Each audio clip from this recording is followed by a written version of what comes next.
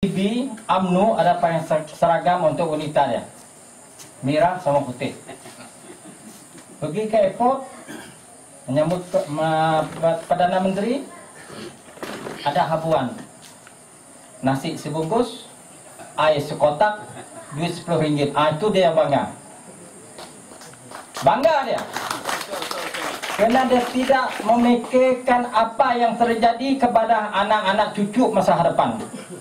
Kerana Semerahan sudah clean, tak ada tanah lagi. Tak ada tanah. Pergi sana tanah keluarga Datuk Taib, pergi sana Kuncu Datuk Taib, pergi sana Koroni Datuk Taib. Hidup Pak Husin! Yang itu yang kita mahukan. Hak kita jangan dikacau, jangan dirampas. Itu kita tetap melawan, tetap dilawankan. Perjuangan kita teruskan. Laban Jakub ya pas tu ndak mula. Ndak bakal BN. BN tu jadi kosong. Pasang tiang listrik, tak berpilih tu, habis berpilih cabut baru tiangnya, ambil balik. Itu konsep BN pun. Surat tanah ini dia diam tanah orang lain ini.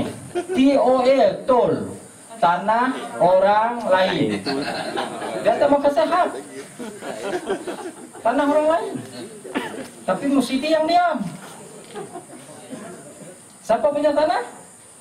Sudah rancangannya mungkin nak dia ambil balik untuk dibikin kedai kan? Kedai dia rontong.